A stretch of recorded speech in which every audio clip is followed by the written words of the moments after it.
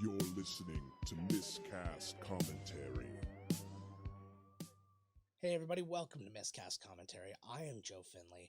Todd Tebow the Sailor Murray not here today because I like to keep my IMDb episodes higher than his. Sure, there's lots of ways you can organize names alphabetically, by creator, all sorts of different things, but that's how I want to do it. Keep my episodes a little bit higher than his, so I stay on top of the list. It's the least he can do for me. There's dogs outside.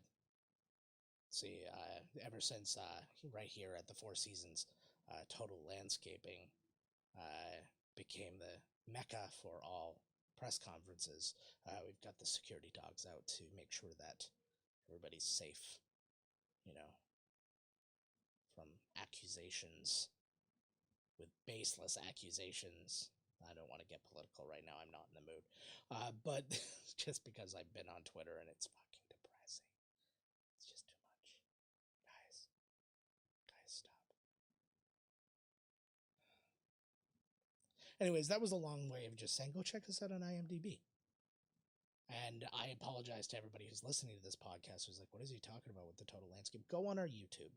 Our YouTube will tell you all about why I'm talking about the total landscaping. I got clever with some green screen, okay? Not even that clever, because I'm sure I'm not even the 50th goddamn person to have done it, despite the fact that it's only been a few days. Anyways, we got good stuff for you today. I've got a great guest coming on in a little bit, and you're going to enjoy that. We'll talk about that, and we'll talk about the movie we're doing next week in a little bit.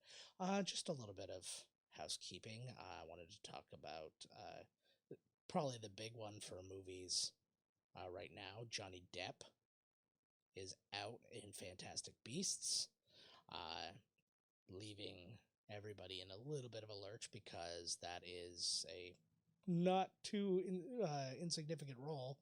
I got the feeling they're going to do some kind of, magically I had to change my look shit just to kind of get everybody on board. It was kind of like when, what's her face? I can't remember her name, but when the woman who would play the Oracle in The Matrix died, and then they replaced her. And then it was just kind of like, oh yeah, nope, sometimes that happens. You get it. But again, all I need the smallest, just the teeniest little explanation, and I will get on board. But I'm just calling this one predictable. It was the right thing. Bottom line, he said, hey, I'm innocent. I'm going to prove it by doing this lawsuit. The lawsuit didn't prove that he did anything, but it also didn't prove that she was making everything up. So it's a family movie. I get it. They have enough people with problems on that thing right now. J.K. Rowling being on it is already enough of a problem for them, but she can't be gotten rid of. It's kind of her thing. So you make do with what you got. So hopefully they'll pick somebody cool to replace him. I think, I know that people kind of think about these ones like The Hobbit to Lord of the Rings, like it's a lesser version, and that's not untrue, but I think it was getting somewhere pretty cool. They're talking about stuff that in Harry Potter was really neat, and I don't know, I'm interested in seeing what they do with it, and now we have to see what actually happens. Who are they going to pick? People are talking about Colin Farrell because he technically was Colin Farrell for a bit of the movie anyway, spoiler alert, but decisions will be made. They will not be made by me. I've tweeted out some opinions. Nobody gives a shit. 0 likes. I get a lot of likes when I angrily reply to trolls like Republican bots online, but I don't get any love when it comes to trying to set policy in the nation. That never happens. Casting movies, they never ask me. This is miscast commentary. We know who's being miscast. It's actually us. I had to explain that to somebody. I'm like, maybe the title of the podcast isn't as clever as I thought it was. But we know about this kind of stuff.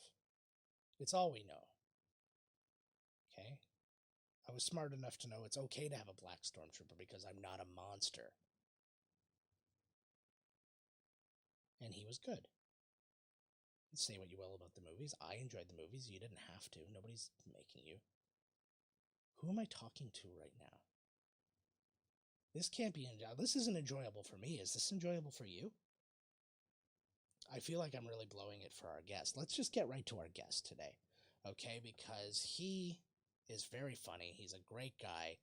His name is Ronny Pascale. You can find him on Twitter at Ronny Pascale, same as Instagram, and on YouTube at Ronny Pascale NYC, and that's Pascale Pascale. You'll be able to see all this in the liner notes of the episode. Not liner notes, but just show notes of the episode. So you definitely want to check him out, but let us go to our interview with him and see what he's got to say. Hey, everybody. We are here with Ronny Pascale, improviser, actor, producer, and host of Roast Yerself online. Ronny, how you doing? I'm good, thanks. How are you doing today? I'm doing great. Thank you so much for joining us today. Oh, thanks for having me. I am very excited for this episode. Oh, this is going to be great. I'm really looking forward to this. First thing I want to talk to you about is you spent a lot of your time as like an improv teacher. Mhm. Yeah. What do you think is the hardest thing? Because I know you teach a lot of drop-in classes. What is the thing that you have to teach people about improv that you thought you wouldn't have to teach them going into it? Oh, that's a good question. Uh, Improv, well, so for the drop-in classes specifically, they are people that aren't necessarily like, they're not taking classes maybe, or they're trying to get like better at taking classes or communicating. And I feel like drop-in classes are always people who don't have the best like social skills. So like you can't say this kind of racist word or this kind of like misogynistic thing. Let's start working on being better humans. I feel like I have to teach humanity a little bit more than I thought I would have to. That's awesome. It's just it's funny because I mean I learned improv in high school, and it was just those sort of things. And it's like the first thing, obviously, like kind of the first lesson is the yes and of it all, because you sit there, and our teacher let us screw it up over and over again. And he's like, okay, so why did this scene go nowhere fast? Oh, because when you said you were buying a fish, you said no, these are birds. Yeah, like so it was that thing, and it's like, yeah, that seems pretty obvious. Like when you think about it, eh? It's kind of a team sport, isn't it? Yeah, improv is definitely a team sport. Improv doesn't work when, yeah, like fish and birds, and like, no, let's agree that these are fish or birds and then have fun with the weird stuff. Uh, I think people don't trust their instinct of having fun. So people don't trust that they're good at make believe. And there's an improv book by a guy named Keith Johnstone that I really like that most people don't focus on as much.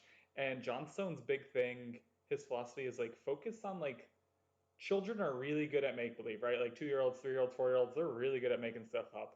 But the older we get, the less good we are at making stuff up. And his book is just about getting back in touch with your like childhood imagination, and that's what I try to like bring into it because I'm in New York, and a lot of New Yorkers don't. No one really uses that book, and I was like, no, no, that's the book that we should all be using as our Bible. But Nice. alas, Who do you think is harder to teach? Or is there like a group that's harder to teach? Younger people, older people, people with some acting background, no acting background?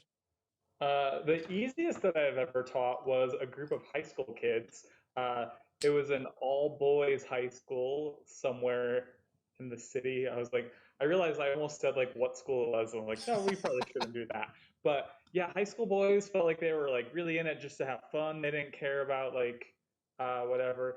And let's see, I feel like the people that had the hardest time teaching, the drop-ins specifically, are older people who acted but didn't do well at it, if that makes sense. Of Okay. like they thought they did well, or like they're like, yeah, I was so good back in 1977, and I was like, all right, cool, what have you done? And they're like, oh yeah, one time I did background on I don't know, like a 70s show, like Knight Rider. I know it's the 80s, but uh, yeah, they're like, I did background on an episode of Knight Rider once. Here are my acting skills. I'm like, cool, but let's do it this way.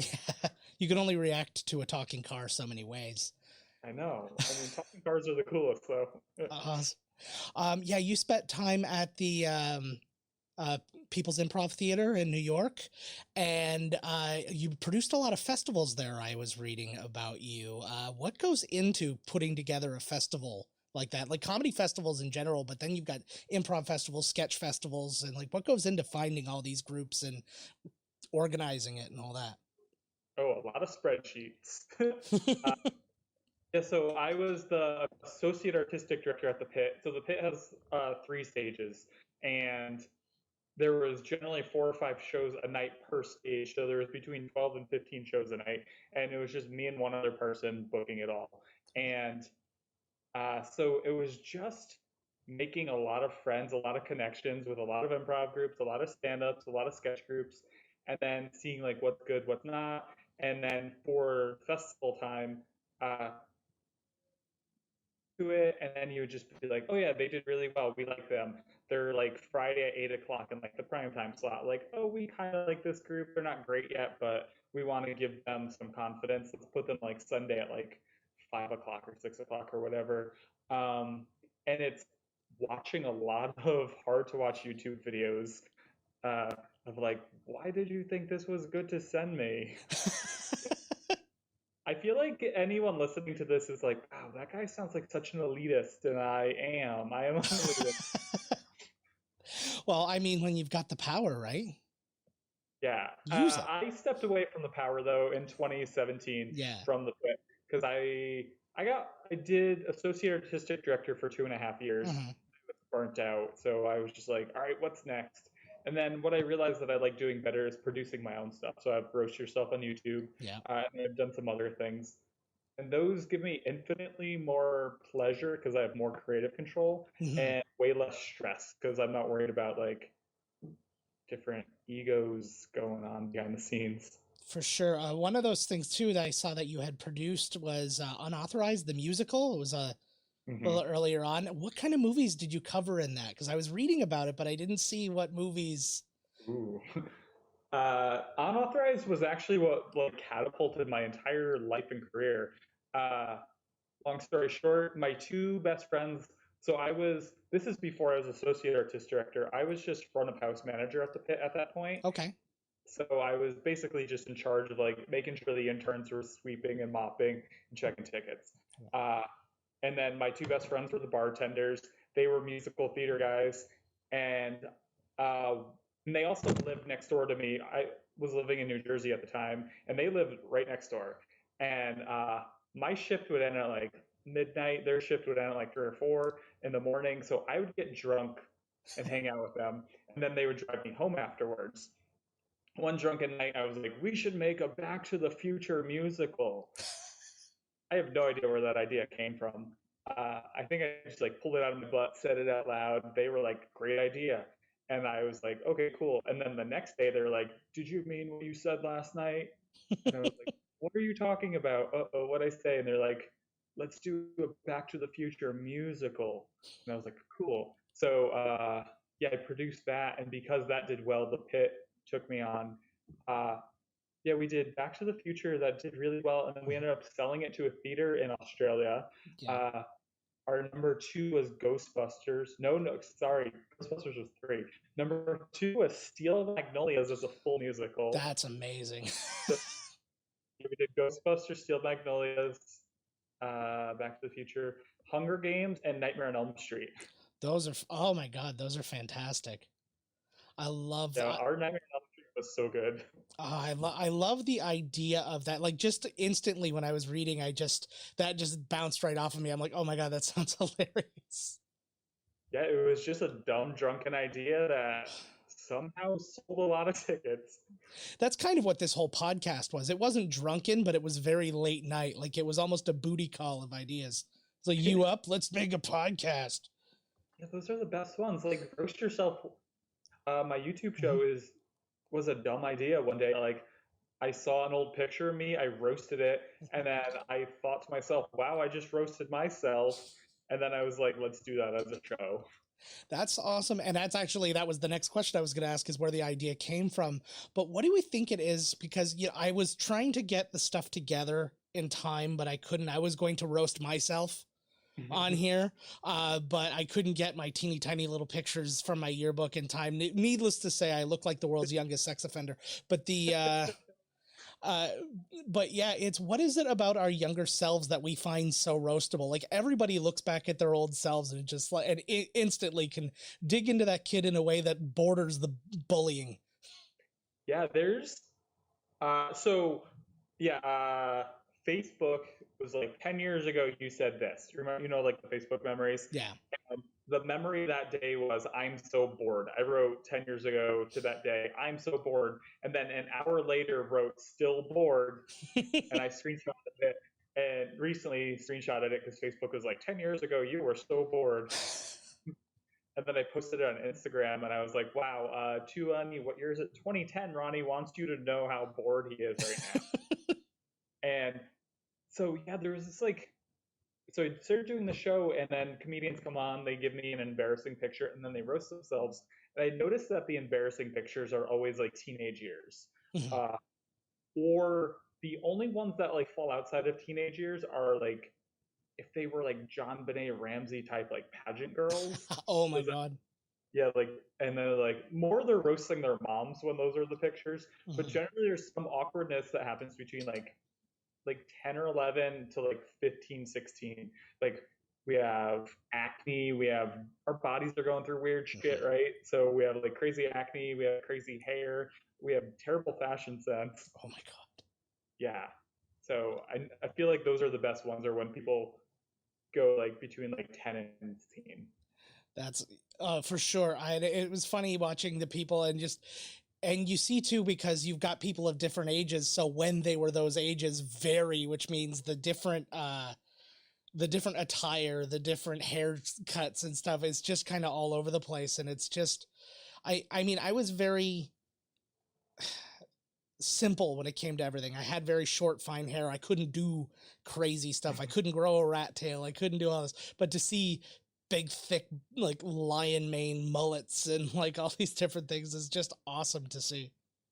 I had a rat tail and my grandma cut it off when I was sleeping one day. In hindsight, thank you, Grandma. In the moment, I hated her.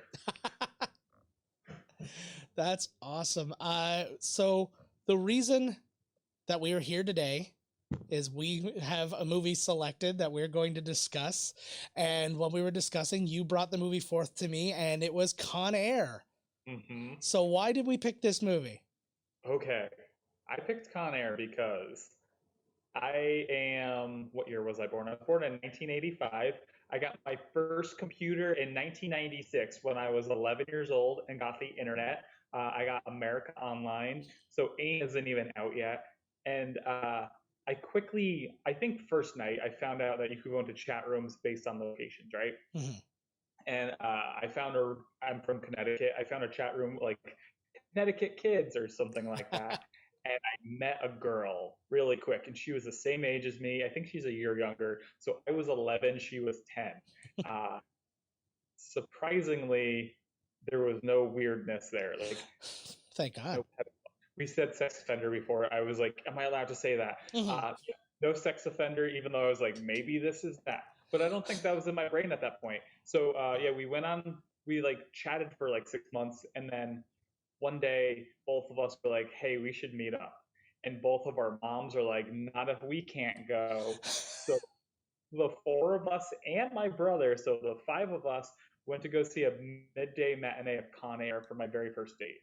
Oh my God, that's fantastic. What are your first impressions of that movie at that age in that scenario? So my brother is on one side of me, she's on one side of me, and there's a really dumb detail in the movie, but Nicolas Cage's daughter in the movie, what's his name? Colton?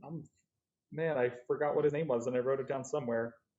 Anyway, the daughter's birthday is July 14th.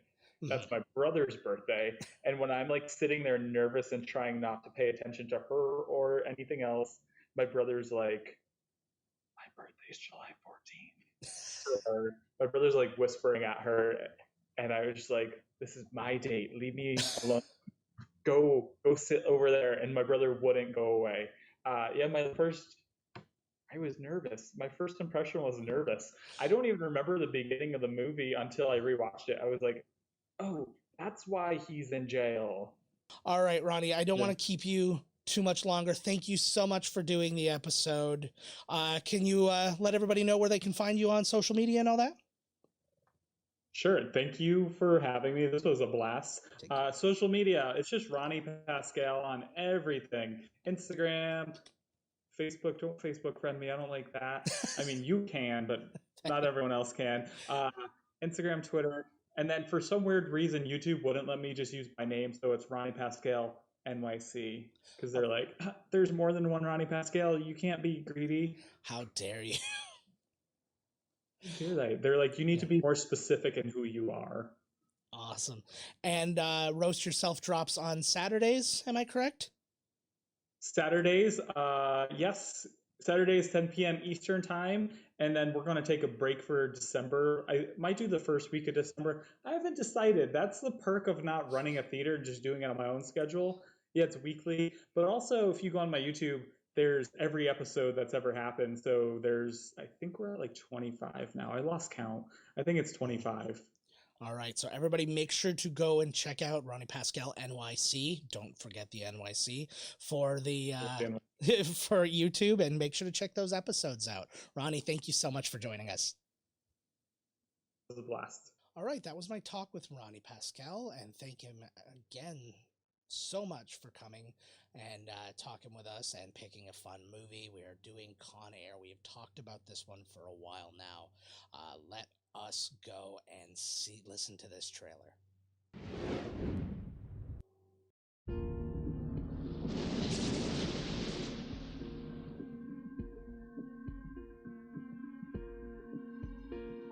He's a U.S. Ranger. Highly decorated. Did a little hell raising when he was a kid, but nothing serious. He's defending his wife. Got in a drunken brawl. And he killed a guy. Could have happened to you or me. After serving the last of his sentence, Cameron Poe is taking the first plane home to his wife and daughter. Today's flight is a special one. We're populating Louisiana's Felton Penitentiary. These guys are the worst of the worst. See a lot of celebrities among us. I see 11 primetime lives, 3 Regis and Kathy Lees, and a genuine 2020 interviewee. What you looking at, punk? Nothing, I was just admiring your cage.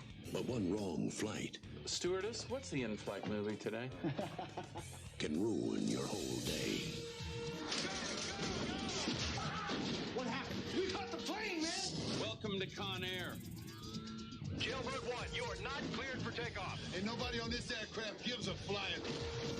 The issue here is how the plane is brought down. Shoot it down. There are innocent people up there. He's got a little girl to come home to. He's been waiting for this day for 8 years. What are you gonna do? What do you think I'm going to do? I'm going to save the day. Check your weapons. Take your seat. Isn't that your car? And say your prayers. He's got the whole world in his hand. From Jerry Bruckheimer, Nicolas Cage, John Cusack, John Malkovich. Where are they going to land this thing? How do you feel about the blackjack tables?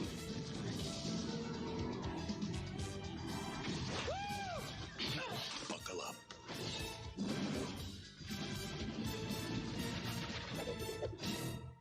Con Air. Directed by Simon West. Thank you, and have a pleasant flight.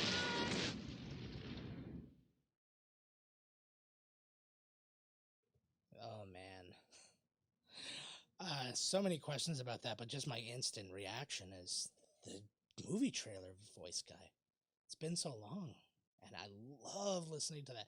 It's so not a part of movie trailers anymore, and I honestly think that his death, and then the new guy came in, and they're like, you know what, I can't be bothered with this guy. We're going with the old school. Just nobody talking. We're just going to show you some clips. We're going to put it together in a clever way. Maybe some text that would have been, in a world. But actually, let me do that better. I'm going to lubricate the old throat here. I think I can do a good one. Ready? In a world, one man, one desire. I think I fucking nailed it. And there's nobody here to validate me or to invalidate me more accurately. All right? So, nailed it. All right, guys. So once again, go check out Ronny and Roast Yerself on YouTube on Saturdays, and make sure to just, like, subscribe, do all those things to him that we ask you to do to us.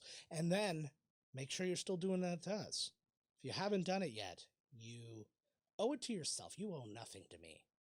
You owe nothing to me. I'm not putting out a program that is worthy of you owing me something. However, you owe it to yourself to give that little subscribe button a click, to write something down and say, Joe is the sexiest person I've ever listened to on the radio because he does one man, one desire. So I get that that's how you feel. Put it down on paper, or not on paper. Jesus Christ, how old am I? Put it down on the intranet there, and make yourself heard. Let other people hear you, and then they'll go, that person is a wise motherfucker. I'll stare at you for a little bit longer here. All right, guys, that is it for this week. Next week, Con Air. It's going to be a lot of fun, I promise. Until then, find us at miscastcommentary.com. Email us, podcast@miscastcommentary.com. Find us at Twitter @miscastpodcast. I'm at JK Finley. Todd's at miscasttodd. Instagram @miscastcommentary. Facebook, join us there, facebook.com/miscastcommentary. Tumblr, search miscastcommentary. I don't really know how that one works. twitch.tv/miscastcommentary. That's where you find a lot of our episodes. We'll be doing the recording for this one. Actually, we probably will have done it before you heard this episode. Right? Mind-blowing. So all those good things, all those good places, as always, just if you go to the website, you've got every which way to reach us. Go check out our TeePublic store, too. We got lots of cool designs there, worthy of your chest area. Not just for the ladies, for the guys, too. Although, I do apologize because a lot of the things I write, now I know this is a tighter shot, like I said, but I'm wearing one of ours right now, and it kind of goes directly across kind of just the breast area. I've actually been mindful of that, and I'm trying to work like a more square area. So we're focusing on your abs as well, because we know you're working hard out there. All right, guys, we will see y'all next week. Yeah, I said y'all. Con Air is in my soul. This has been Miscast Commentary with your hosts, Joe Finley and Todd Murray. Executive producer, Joe Finley. Be sure to like, comment, and subscribe to the podcast wherever you listen. Visit www.miscastcommentary.com for all news related to the podcast. Miscast Commentary is a Miscast Media production.